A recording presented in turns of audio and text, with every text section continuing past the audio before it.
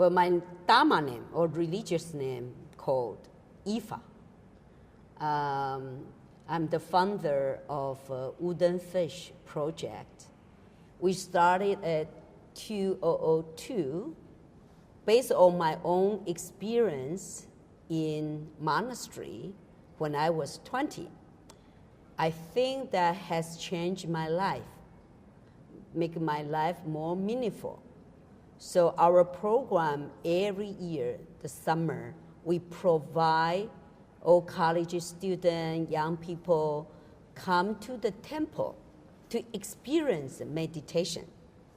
It's all free, we give a scholarship. So the students come here, they will study Buddhist history, Buddhist philosophy, and also meditation a lot, especially they have to do silent intensive meditation for a week. Is this Vipassana? Yes, both. Okay. Both Samatha and Vipassana. Okay. Those are also in Chinese tradition. So they also experience some Chinese culture, like a tea, incense, Tai Chi, the Chinese martial art. Yeah. Lovely, lovely. I love that you are connecting people to their breath and to their body. Mm-hmm. And I know Westerners are mostly up in our heads. And my hope is that through things like virtual reality and augmented reality, where we are controlling everything with our body, and we can incorporate breath sensors and help people to learn to meditate a bit better. But you obviously don't need me to convince you that technology is important, because you founded the Woodenfish Forum to bring Buddhists and technologists together. Yes. So why did you do that? Well, being a nun for 38 years, but I spent 28 years in the West, mostly in America. So I have also, I myself, when I was at Yale, they call me high-tech nun. I use a cell phone, I use a fax machine. In 1990, I see the technology. Indeed, it's helped us a lot in our daily life, in the practice. This kind of use skillful means, use tools, it has been in Buddhism. For example, Buddhism has the idea collective practice, like everybody come together and sit in meditation instead of you stay at home and you struggling. Right. Yeah. So if a lot of people also, because the body create a lot of pain, but if we can help, reduce the pain in the body and help them mentally to experience the dhyana, the concentration. I think this is also one of the so-called the skillful means. And these are supported by the Buddha or in the Buddhist scripture. Of course, the skillful means we use need to be wholesome. That means it should not have some kind of side effect or hurt your body. Of course, people use drug, but the problem is this drug, whether they will become addicted to it. Yeah. So I think it's very important. We bring in, this technology help us, either test our breathing and attend the mindfulness, concentration, especially. The main, theme or main mission for Buddhism is to help people to get rid of suffering. And in our daily life, we many people have a physical disability, for example, blind, or like a deaf, or Parkinson. So if and psychologically, like a depression, if we can have devices, technology devices, help them immediately to get rid of suffering and attain the happiness, that's what Buddhism, the Buddhist third of Four Noble Truths, is what? The cessation of suffering. So we should do that. I love that that's been one of the main themes of this conference, is that Buddhism and science are in no way in opposition to each other. No, not opposition. So I think that, you know what? During the time of the Buddha, they used oral transmission. And then later, people use the, the tree bark. Tree bark. For the especially most of the Pali, sutra are, indicate it in this one. And then later in China, have a bamboo. They write down on the bamboo. They sculpt on the stone and paper. Now we don't even use paper. We use digital light. We use Kindle. We use the iPad. Then we can read all the sutra. So even in Buddhism, there was obviously always going up and hand by hand with the technology. And in China, or in the Buddhist traditional country, like in Asia, East Asia or South Asia, we tend to use very traditional, and sometimes could be very painful for practice, like a meditation. You sit there, you hear. But if Western, like to use, I always joking about like a Westerner, always love to take a shortcut. Yes, absolutely. Yeah, because this intention. Okay, so they were, and then also the idea about sharing. Okay, if I invent this device to help people, to easier to get into dhyana, concentration, and then also in awakening, then why not? Right. Yeah, the experience. One of the things that I think is fascinating is children are learning to ride bikes much earlier because they have these little scoot bikes, and they can, it's almost as soon as they can have enough motor strength and coordination to run, they can get on these little bikes. And they're learning to ride these little bikes at 2 and 3 years old, where I didn't learn to ride a bike until I was 5 or 6. And I feel like if you can make it easier by having these teaching tools, then why would we not do that? Exactly. For example, when we study the PhD, we have to go to the library, stay there whole day finding these resources. Even after the whole day, the material we find very limited. Now if I can just go on Google or Baidu and all the relevant information come up, which one you like? Unless you are kind of you are really like, okay, I'm just going to stay in the library idling, okay, and have a cup of coffee and doing nothing. But when you're doing research, you need to have a very efficient, absolutely, and also very thoroughly research. Yeah, so absolutely. If you could give us a bit of advice on being good stewards of people's brains, because VR and AR, they are very powerful, and I almost know for certain that it will be used to create even more addictive sort of experiences than we already see with games and with cell phones. Right. So I'm very concerned about how we can be responsible, and after people take off the headset, that they are more mindful and they're happier and they are healthier. Do you have any advice for us?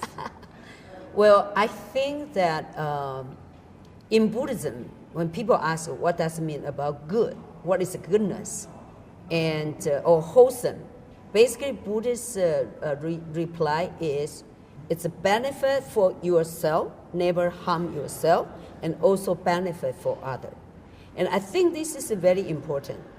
If you are the inventor, you have to keep in mind that how can I really, this is will not harm individual, but also will benefit to other people.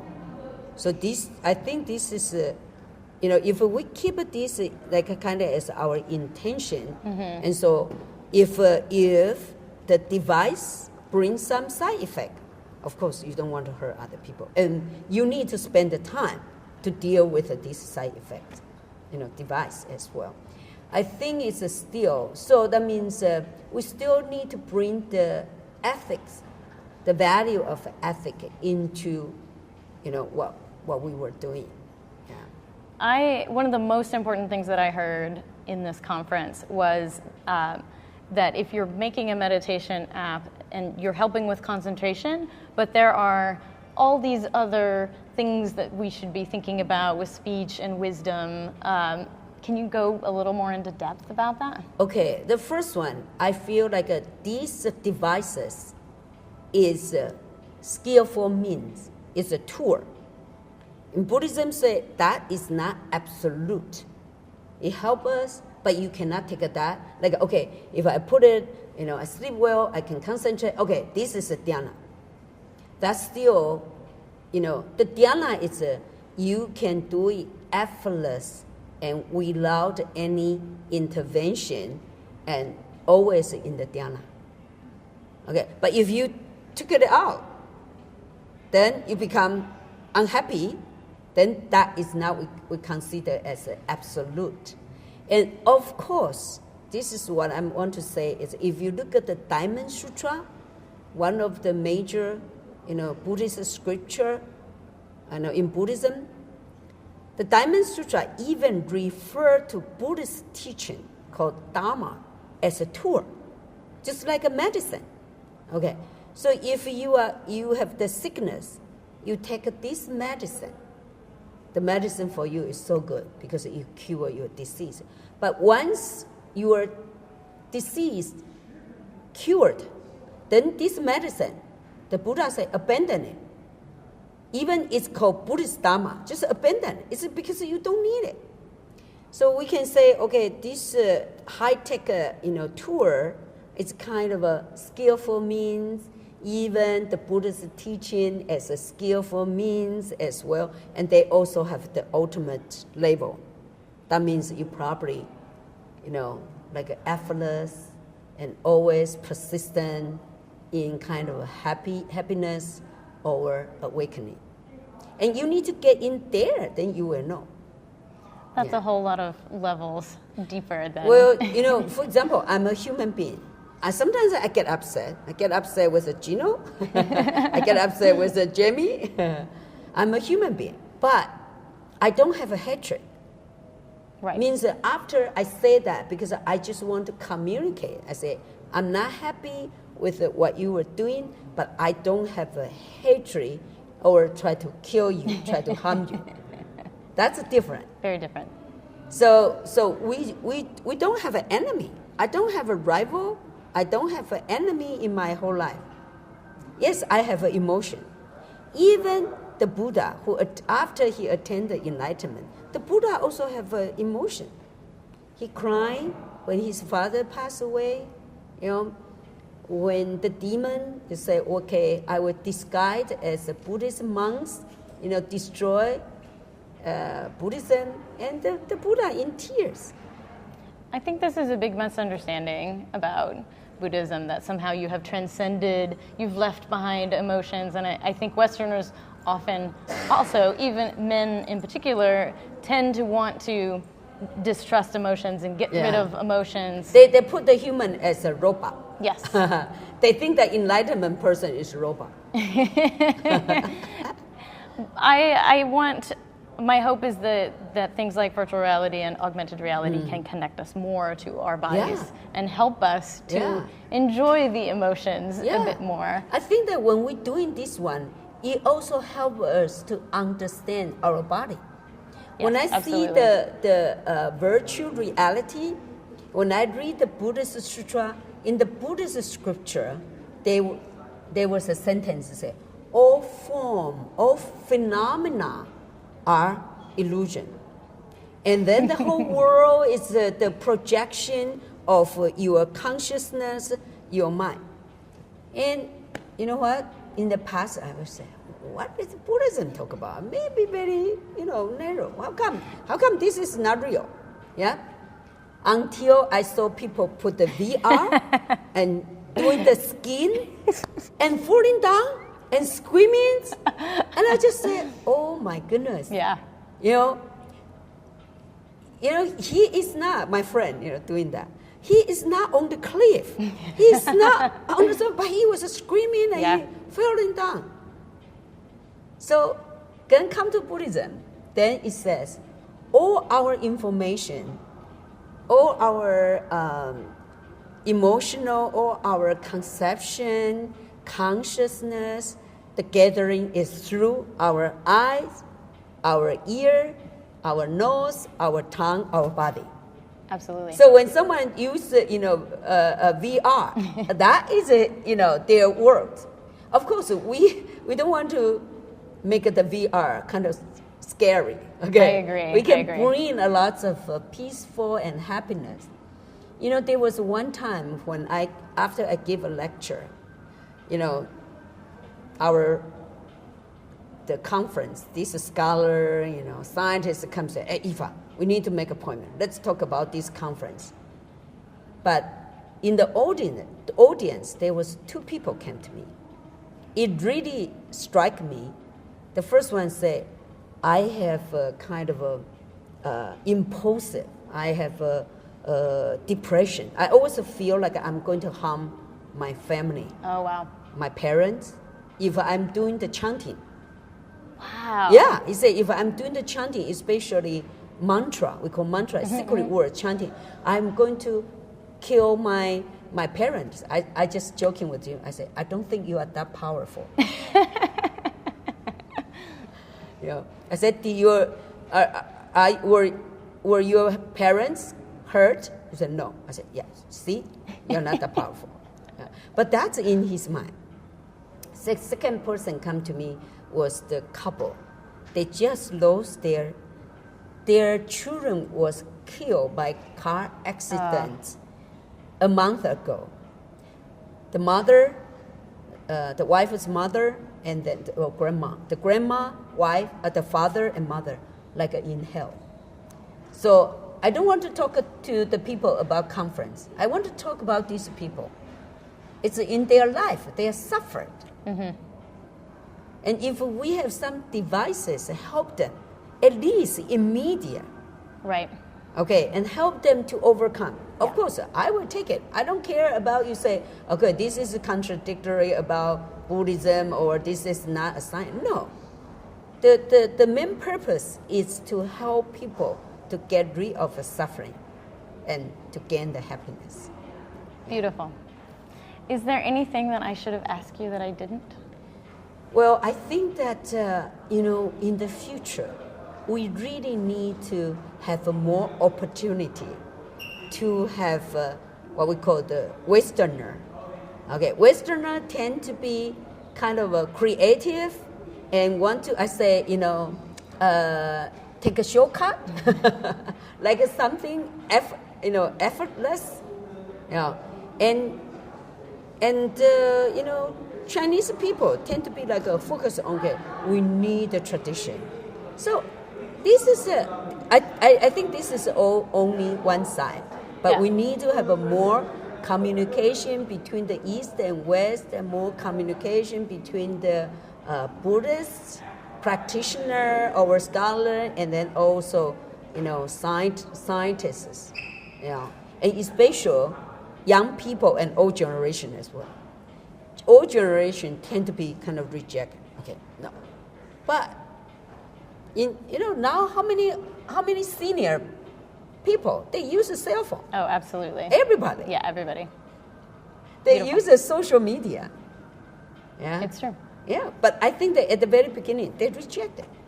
So I was when I give a lecture, I said, if you come to a new things you reject, that means mentality, you are very old.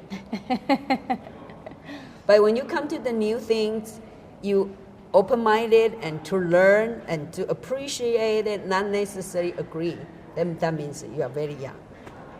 Your mentality is very young. It's that flexibility to be willing to change. Exactly. And I think the beauty is that you see the whole world interconnected, interdependent. We all everybody try to make the society.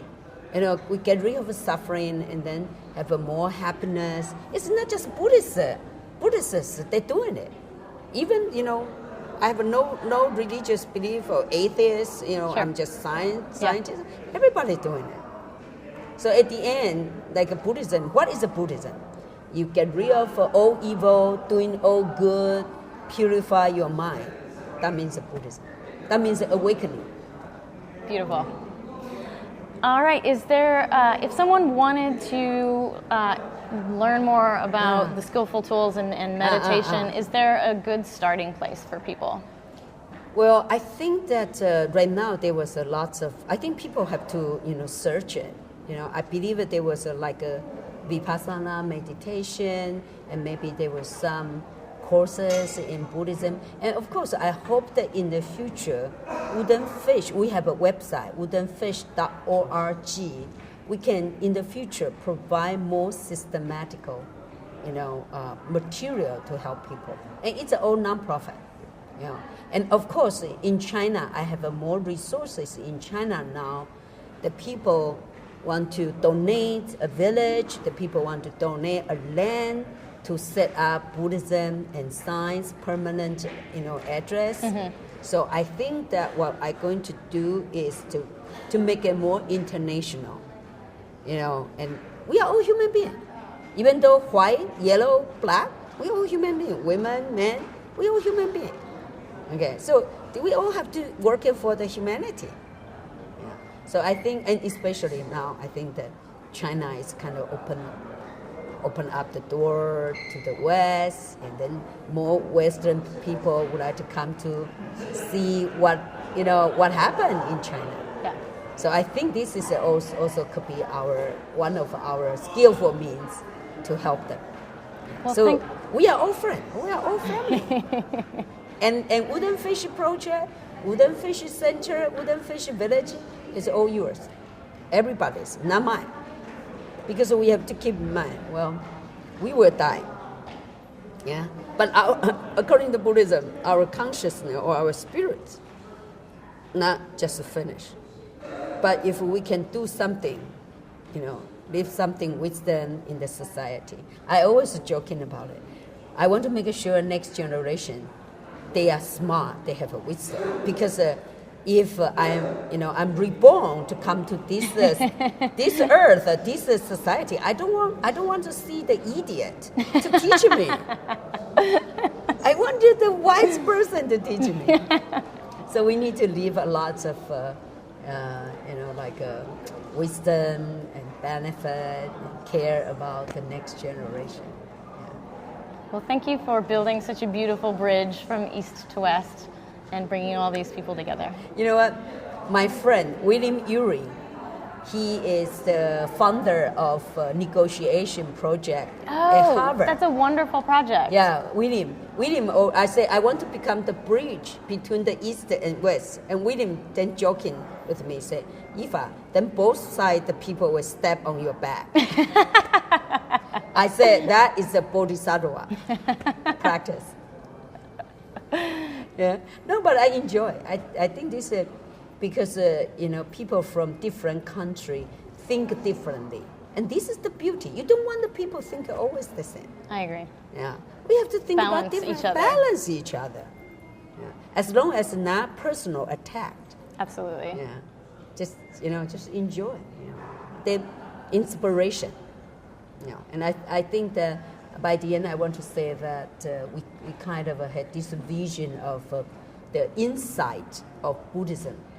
We give some inspiration, to the science, and then I think the science is more concrete, accuracy, and you have all this data. I think it will help Buddhism or religion a lot of vague concept.